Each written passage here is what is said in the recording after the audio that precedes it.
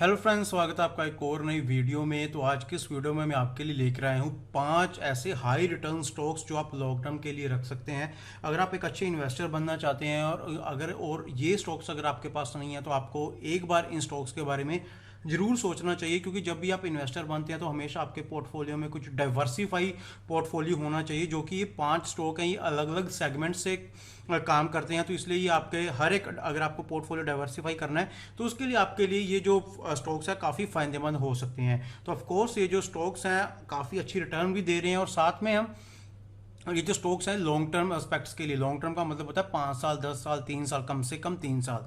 तो आप इसको इस एस्पेक्ट से देखिए, तो उसके अकॉर्डिंगली आप इसमें जो अपनी इन्वेस्टमेंट है वो करनी स्टार्ट कीजिए। चलिए स्लाइड पे चलते हैं और देख लेते हैं कि कौन कौन से स्टॉक हैं, कैसे काम करते हैं और इनकी जो फाइनेंशियल कंडीशंस हैं वो कैसी हैं। तो सबसे पहले जो स्टॉक आता है वो आता है एचडीएफसी बैंक। अब देखिए एचडीएफसी बैंक आपको भी पता है जो हमारे इंडिया का सबसे प्राइवेट लार्जेस्ट बैंक है। इसके अलावा जो इनके ऑफिसेज हैं, ब्रांचेज है, वो बर्लिन में है, हांगकांग, यूएई, कीनिया में है, जहाँ पर ये अपनी एनआरआई जो क्लाइंट्स हैं उनको अपनी जितनी भी सर्विसेज हैं उसको डीलिंग करते हैं। Deposit, bonds, equity, mutual fund, treasuries, structured products, हर एक चीज़ जो भी होती है ये सारी चीज़ें इनकी जो बहरीन की ब्रांच है इनकी वहाँ पे की जाती है। इसके अलावा इनका जो नेटवर्क है सबसे बड़ा नेटवर्क इनका है, जो कि 21,683 बैंकिंग आउटलेट्स हैं इनके, 6342 इनकी ब्रांचेज हैं, 15,431 इनके बिजनेस कॉरस्पॉन्डेंट्स हैं। इसके अलावा इनके एटीएम, कैश विड्रॉल, इवन अगर आप देखेंगे तो सबसे ज़्यादा एटीएम्स एचडीएफसी बैंक के हैं, कैश डिपॉजिट एचडीएफसी बैंक के हैं, और ये विड्रॉवल मशीन ऑलमोस्ट 18,130 के अराउंड है, जो कि ऑल ओवर पूरे देश में इनकी फैली हुई हैं। इसके अलावा ये एक लीडिंग प्लेयर है, सबसे ज़्यादा जो हमारा इकोसिस्टम है पेमेंट में, यानी कि हमारी जो सिक्योर सॉकेट लेयर होती है उसके ऊपर जो काम किया जाता है उसके ऊपर एचडीएफसी काम करता है। इसके अलावा अगर इंडिया में तीसरा तीसरा जो भी रुपया स्पेंड किया जाता है कार्ड्स के पर्पस के लिए वो एचडीएफसी बैंक का ही होता है। तो इसके अलावा इनके सिर्फ अपने खुद के प्रोडक्ट नहीं है, ये दूसरों को भी अपनी सर्विसेज देते हैं। इसके अलावा इन्होंने 3.21 करोड़ डेबिट कार्ड और 1.45 करोड़ क्रेडिट कार्ड भी लोगों को इशू कर रखे हैं। तो इनका बहुत बड़ा वास्ट, इनका काफ़ी बड़ा नेटवर्क है। और इसके अलावा ये इंडिया का पहला बैंक था जिसने अपना इंटरनेशनल डेबिट कार्ड लॉन्च किया था, जिसका एसोसिएशन मिला था वीज़ा के साथ। देन उसके बाद फिर master card, maestro debit card as well सबके साथ हो गया था, और उसके बाद सभी कंपनीज ने धीरे धीरे चीज़ें करनी स्टार्ट कर दी थी। इसके अलावा जो एचडीएफसी बैंक है ना वो हमेशा से लीडर रहा है किस चीज़ में, ऑटो लोन सेगमेंट्स में। इनकी बहुत ही स्ट्रॉन्ग प्रेजेंस है इस चीज़ में, पैसेंजर में, कमर्शियल व्हीकल में, टू व्हीकल में। और इनकी जो एसेट्स कैटेगरी है ना वो सबसे बेस्ट इन क्लास इस सेगमेंट में मानी जाती है। इसके अलावा इनके पर्सनल लोन बहुत तेज़ी से आपको मिलते हैं, विद इन सेकंड से जो डिसबर्समेंट है इनकी पर्सनल लोन्स की भी डिसबर्समेंट काफ़ी तेज है। तो बैंक की ओवरऑल काफ़ी अच्छा इसका स्ट्रक्चर भी है, और इसके सोर्स ऑफ इनकम भी काफ़ी ज़्यादा है, और डे बाय डे जो इनके क्लाइंट्स हैं वो भी बढ़ते जा रहे हैं। एक बार इसकी फाइनेंशियल कंडीशन के ऊपर बात करते हैं। लार्ज कैप कंपनी है, ऑफ कोर्स डेप्ट टू इक्विटी 7.22 है, क्योंकि बैंक के ऊपर हमेशा कुछ ना कुछ डेप्ट्स रहते हैं, क्योंकि इन्होंने इतनी ज़्यादा बिल्डिंग्स हायर करनी होती हैं, बहुत चीज़ें होती हैं, तो इतना डेप्ट टू इक्विटी तो ऑलमोस्ट रहता है। इसके अलावा रिटर्न ऑन इक्विटी बहुत अच्छी है, ऑलमोस्ट 20% के अराउंड, 26% प्रमोटर होल्डिंग हुई है, जो कि बहुत कम प्राइवेट बैंक्स में होती है। इसके अलावा डिविडेंड ऑलमोस्ट 5% का, जो भी काफ़ी अच्छे माना जाता है। प्लेज परसेंटेज 0 है। अब देखिए इतना बड़ा बैंक है, लेकिन इन्होंने अपना स्टॉक्स को या अपनी जो चीज़ें हैं उनको इन्होंने बिल्कुल भी प्लेज पे नहीं रखा। प्लेज यानी कि गिरवी इनकी कोई भी चीज़ नहीं है, बिल्कुल प्योरली ये अपने सेगमेंट पे ही काम करते हैं। प्रॉफिट इनका लास्ट ईयर कितना था, 45,000, यानी लगभग 46,000 करोड़ का जो इनका प्रॉफिट था, और शेयर प्राइस इनका चल रहा है 1676 रुपये पे।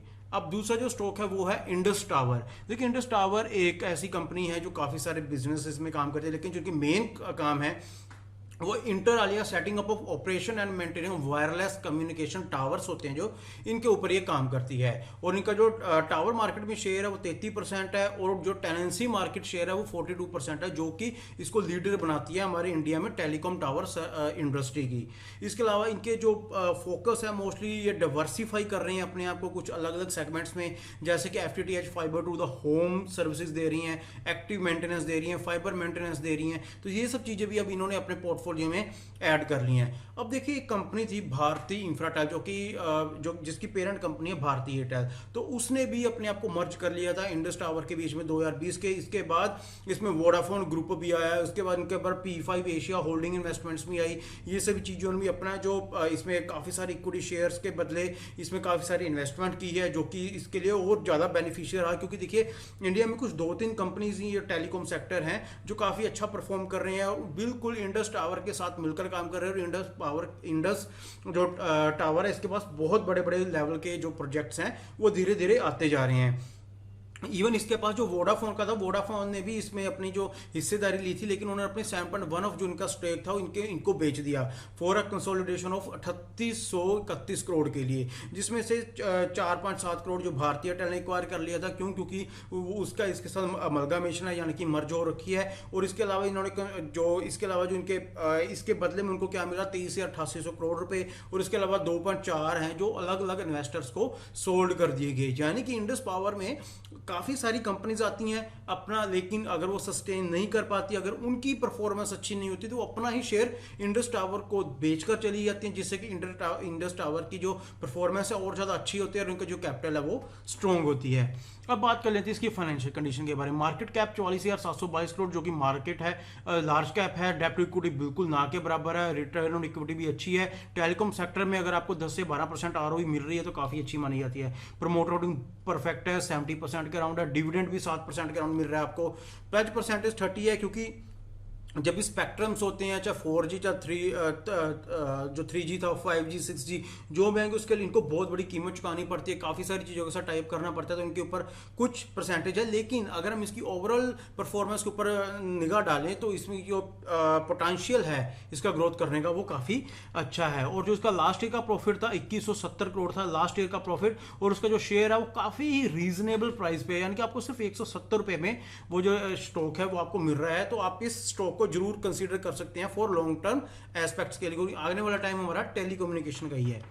अब बात कर लेते हैं डिविस लैबोरेटरीज। अब देखिए पहला जो स्टॉक मैं लेकर आया था वो बैंकिंग सेक्टर से था, जो दूसरा था वो टेलीकॉम सेक्टर, ये तीसरा है ये फार्मा सेक्टर से है। ये क्या करते हैं, ये जेनरिक एक्टिव फार्मास्यूटिकल्स बनाते हैं, यानी कि APIs बनाते हैं, इंटीग्रेटेड करते हैं, न्यूट्रासाइक्लिकल्स बनाते हैं। इसके अलावा ग्लोबल फार्मास्यूटिकल्स और न्यूट्रास्यूटिकल जो इंडस्ट्रीज हैं उनके बीच में इनका मेन काम रहता है। इसके अलावा इनके जो almost 30 large volume generic APIs हैं जो कि 10 और 1000 टन्स में काम करते हैं, हर साल एक्सपोर्ट करते हैं ऑलमोस्ट 100 कंट्रीज में। तो इनके जो 10 APIs होते हैं वो वेरियस स्टेजेस में R&D यानी कि रिसर्च एंड डेवलपमेंट और प्राइवेट स्केल के ऊपर डेवलपमेंट की जाती है। और ये ऑल ओवर ऑलमोस्ट 100+ कंपनीज में ये 100+ कंट्रीज में ये जो प्रोडक्ट है इनके जाते हैं।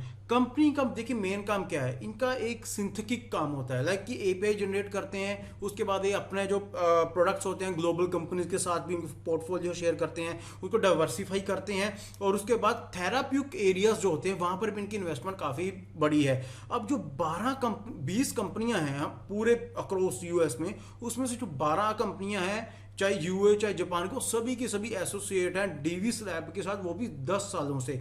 यानी कि अगर यहाँ पर एक चीज़ देख ले कि अगर एक इंडियन कंपनी इतना बड़ा बूम लेकर आ रही है और उसमें अगर USA की कंपनीज, जापान की कंपनीज भी अगर इसमें और यूरोप की कंपनीज में अगर इसमें अपना हिस्सा लेना चाह रही हैं, अपने आप को इन्वेस्ट करना चाह रही हैं, इनके साथ कॉन्ट्रैक्ट्स कर रही हैं, तो इट मीन्स कि ये जो लेबोरेटरीज डिविस लेबोरेटरीज है काफ़ी अच्छे और काफ़ी अच्छे रैंक के ऊपर काम कर रही हैं और इनका जो दबदबा है ग्लोबल लेवल पे भी है।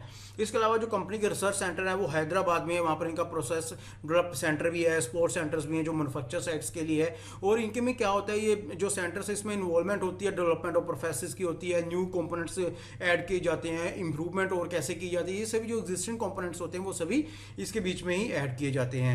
और लास्टली इसके अभी तक 2 प्लांट थे, जो तीसरा प्लांट है वो मैन्युफैक्चर ऑलमोस्ट होने वाला है, क्योंकि इसमें इन्होंने ऑलमोस्ट 1000 करोड़ रुपए की जो इन्वेस्टमेंट है वो करनी है और ऑलमोस्ट वैलिडेशन के लिए और रेगुलेटरी अप्रूवल के लिए 2-3 सालों में जो है अप्रूवल मिल जाएगी। और कंपनी की एक और प्लानिंग है कि ये नई टेक्नोलॉजीज में भी काम करना स्टार्ट कर रही हैं, जैसे वेप्रो फेस्ड केमिस्ट्री होती है, कंटिन्यूस फ्लो केमिस्ट्री होती है, फोटो केमिस्ट्री होती है, गैडोलीनियम होता है, तो ये इवन पेरिटाइड्स होते हैं। इन चीज़ों में भी ये अपना काफ़ी दबदबा बनाना चाहती है, क्योंकि ये चीज़ें और अब जब कोरोना आया तो इन चीज़ों की काफ़ी ज़रूरत पड़ी थी, फोटो केमिस्ट्री की बहुत ज़रूरत पड़ी थी, वेप्रो फेस्ड केमिस्ट्री की काफ़ी ज़रूरत पड़ी, तो अब इन चीज़ों में भी आना चाह रही है, ताकि इन फ्यूचर अगर कुछ ऐसा होता है तो ये अपने आप को रेडी कर सकें और वहाँ से काफ़ी अच्छा प्रॉफिट जनरेट कर सकें। तो काफ़ी अच्छा इनका रूल रहा है, तो आप इसको भी अपने स्टॉक में जरूर रखिए, क्योंकि डाइवर्सिफाई करेगी आपके पोर्टफोलियो को। बात करते हैं फाइनेंशियल कंडीशन की, तो ऑफ कोर्स एक लार्ज कैप कंपनी है, डेब्ट टू इक्विटी जीरो है, परफेक्ट चीज़ है। रिटर्न ऑन इक्विटी बहुत बढ़िया है, फार्मास्यूटिकल कंपनी 15 से 20 के बीच में देती है और आपको ऑलमोस्ट 15% के अराउंड रिटर्न ऑन इक्विटी मिल रहा है। प्रमोटर होल्डिंग 50 से ऊपर अच्छी मानी जाती है। डिविडेंड इसका ठीक ठाक है, लेकिन प्लेजिंग बिल्कुल जीरो है। अब देखिए, इतनी बड़ी कंपनी है, आपको 15% रिटर्न भी दे रही है, प्रमोटर होल्डिंग भी काफ़ी अच्छी है इसकी, ऊपर से प्लेजिंग भी जीरो है, तो और आपको क्या चाहिए। तो ऐसी कंपनीज आपके हमेशा पोर्टफोलियो में होनी चाहिए लॉन्ग टर्म इन्वेस्टमेंट के लिए। और लास्ट साल का जो प्रॉफिट था इसका, वो भी 1823 करोड़ का था, बिल्कुल शुद्ध प्रॉफिट था। और इसके अलावा जो इनका प्राइस अभी चल रहा है वो 3688 के अराउंड चल रहा है। जो अगली कंपनी है वो है दीपक नाइट्राइट, यानी कि केमिकल सेक्टर से आती है। और ये जो कंपनी है, इसका जो पोर्टफोलियो ऑलमोस्ट 100 प्रोडक्ट्स का है, जिनको इन्होंने 2 सेगमेंट्स में डिवाइड किया हुआ। एक है एडवांस इंटरमीडिएट्स एंड एक है फिनोलिकल सेगमेंट। इसमें क्या होता है, इनका अलग अलग तरह का रिसर्च R&D यानी कि रिसर्च एंड डेवलपमेंट फैसिलिटीज है, जो कि इनका गुजरात में है। और जो कंपनी है क्या करती है, काफ़ी चीज़ें मैन्युफैक्चर करती है, नाइट्रेट्स, नाइट्रोजन, इसके अलावा फ्यूल एडिक्टिव यूज होते हैं, कोरकोल्स होते हैं, इसका पेट्रोकेमिकल्स, रबर, एग्रोकेमिकल्स, फार्मास्यूटिकल्स, काफ़ी सारी इंडस्ट्रीज में इनका अपना दबदबा है और काफ़ी चीज़ों में ये इन्वेस्ट करते रहते हैं।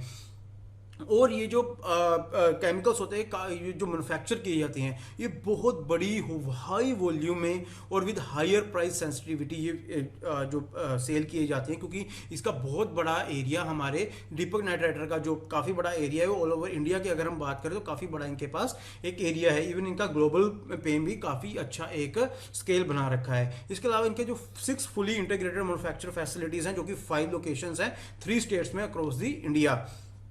और ये जो कंपनी है, ये ऑलमोस्ट देखिए, इन्वेस्टमेंट तो एक पार्ट ही होता है। जब ये कंपनी काफ़ी अच्छा चलने लग जाती है, उसमें इन्वेस्टमेंट्स वो कहीं ना कहीं नई चीज़ों के लिए करते रहते हैं। अब इन्होंने 300 करोड़ की इन्वेस्टमेंट की नए प्रोडक्ट्स, किसके ऊपर बेस्ड होंगे, इन्वायरमेंट फ्रेंडली टेक्नोलॉजीज के ऊपर, agrochemical, pharmaceutical, intermediate. Another amount जो 100 करोड़ का है वो इन्होंने कमिटेड किया वेरियस ब्राउन फील्ड एक्सपेंशंस के लिए, और जो इनके एग्जिस्टिंग प्रोडक्ट्स है, यानी कि अब ये फार्मास्यूटिकल, एग्रोकेमिकल्स और ये जो इन्वायरमेंटल फ्रेंडली टेक्नोलॉजीज है, उसमें भी काफ़ी अच्छे वे में काम करने की कोशिश कर रही है। और उसके लिए इन्होंने 300 करोड़ रुपया, और जो हमारा जो उनकी ब्राउन फील्ड की ऑलरेडी चीज़ें थी उसको एक्सपेंशन करने के लिए 100 करोड़ रुपए इन्होंने उसके लिए लगाया है। तो काफ़ी अच्छा इनका रिव्यू चल रहा है। इसके अलावा जो कंपनी है, इनका हमेशा यही फोकस रहता है कि नई नई चीज़ें, वैल्यू एडेड डाउनस्ट्रीम प्रोडक्ट को हमेशा ये लॉन्च करते रहें, ताकि इससे क्या होगा, इसको इंपोर्ट एक्सपोर्ट करते रहे। इनका जो काम है, इसको अपने फुटप्रिंट को एक्सपेंड करना है एक हाई वैल्यू इंटरमीडिएट्स के लिए। और इसके अलावा इन्होंने काफ़ी अच्छी एक और अनाउंसमेंट की, जिसमें इन्होंने अपनी एक सब्सिडरी बनाई है,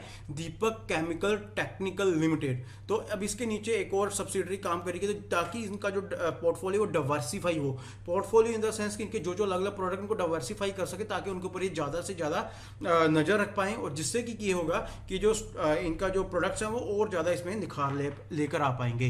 तो अभी हम बात कर ली इसके फाइनेंशियल की, तो 29,114 करोड़ की लार्ज कैप कंपनी है, डेब्ट टू इक्विटी ना के बराबर है, रिटर्न ऑन इक्विटी परफेक्ट है। 20 से 25% का जो ROE होता है फार्मास्यूटिकल कंपनी को देना चाहिए, जो कि 23% के राउंड ये दे रही है। प्रमोटर होल्डिंग अच्छी है, 50% के राउंड है। डिविडेंड ठीक ठाक है, प्लेज परसेंटेज बिल्कुल जीरो है। सबसे बेस्ट पार्ट, लास्ट का प्रॉफिट 852 करोड़ का था और शेयर प्राइस है 1980 रुपए के राउंड। तो आप इसको भी डाइवर्सिफाई अपने पोर्टफोलियो को करने के लिए आप इसको रख सकते हैं। अब आपके लिए अलग अलग जो सेक्टर्स है उसके स्टॉक्स आ गए। अब जो लास्ट स्टॉक है वो अल्ट्राटेक यानी कि सीमेंट स्टॉक, ये आपके हर घर में मिल रहा है। आपके हर एक छोटे से छोटे घर बनाने से बड़े महल बनाने के लिए अल्ट्राटेक सीमेंट को यूज़ किया जाता है। ऑफ कोर्स ये मैन्युफैक्चरिंग, सेल ऑफ सीमेंट और सेल से रिलेटेड जितनी भी प्रीमियरली चीज़ें हैं वो सभी की सभी इंडिया में है, तो उनके साथ इनकी एंगेजमेंट है। अब जो अल्ट्राटेक सीमेंट है, ये लार्जेस्ट सीमेंट कंपनी है इंडिया की, 3rd लार्जेस्ट है, वर्ल्ड की एक्स इंडिया के। तो जो सबसे बड़ा लार्जेस्ट मैन्युफैक्चर इंडिया में है। इसके अलावा इनके काफ़ी सारे सीमेंट के जो प्रोड्यूसर आउटसाइड चाइना के अलावा भी इनकी काफ़ी बड़ी बड़ी 100+ मिलियन टन पर आने में जो है वो मैन्युफैक्चरिंग कैपेसिटी के एक सिंगल कंट्री के बीच में होना बहुत बड़ी बात होती है। इनके काफ़ी सारे ब्रांड्स हैं, आपने अल्ट्राटेक सीमेंट सुना होगा, UltraTech concrete, UltraTech building products, UltraTech building solutions, Birla white cement जो पुट्टी होती है। तो ये सभी चीज़ इनके काफ़ी सारे प्रोडक्ट्स हैं जो आप हम डेली नीड में या डेली जब भी अपने घर बनाना होते हैं किसी चीज़ में हम इसको यूज़ करते रहते हैं। इसका बहुत बड़ा डिस्ट्रीब्यूशन नेटवर्क, इसमें 30,000 डीलर, 64,000 रिटेलर, 29,000 यूएसबी आउटलेट्स और 60,000 ट्रकों का एक फ्लीट है। बहुत बड़े लेवल पे ये इस कंपनी का जो है वो काम होता है। इसके अलावा ये इनका कंपनी का जो काम होता है mostly UAE, Bahrain, Sri Lanka, India में काम होता है। इसके अलावा इनका जो 1 मिलियन टन का जो है वो बहरीन में है, 1.5 का श्रीलंका में है, 4.4 का यूएई में। इसके अलावा जो फॉरेन ऑपरेशंस है उसमें से भी इनको ऑलमोस्ट 4% रेवेन्यू जनरेट हो रहा है, जो कि काफ़ी अच्छी बात है। यानी कि इंडिया में तो ये काम कर रही है, इसके अलावा फॉरेन में भी काफ़ी अच्छा इनका जो सीमेंट है उसका यूज़ किया जा रहा है। बात करें इसके फाइनेंशियल कंडीशन की, मार्केट कैप 2,42,615 करोड़, सॉरी ये मिड कैप नहीं है, ये लार्ज कैप है, यहाँ पे मुझसे थोड़ी गलती हो गई है, लार्ज कैप कंपनी है। इसका डेप्ट टू इक्विटी बिल्कुल जीरो है, रिटर्न ऑन इक्विटी 10% के अराउंड है, प्रमोटर होल्डिंग 60% है, डिविडेंड ठीक ठाक है, प्लेज परसेंटेज बिल्कुल जीरो है। और इसका जो प्रॉफिट था लास्ट ईयर का वो था 5 या ऑलमोस्ट 5100 करोड़, और जो इसका शेयर प्राइस है वो चल रहा है 8119 रुपये पे। तो ये सभी चीज़ें आपको अपने स्टॉक में रखनी चाहिए, अपने पोर्टफोलियो में जरूर रखनी चाहिए। तो आई होप दोस्तों आज की वीडियो आपको पसंद आई। अगर आपको वीडियो पसंद आई तो मेरे चैनल को जरूर सब्सक्राइब कीजिए, वीडियोस को कमेंट लाइक शेयर जरूर किया कीजिए, इससे मुझे थोड़ी मोटिवेशन मिलता रहेगा और आने वाले टाइम में मैं आपके लिए और भी अच्छी वीडियोस लेकर आता रहूँगा। तो चलिए दोस्तों, मिलते हैं हम अगली वीडियो में।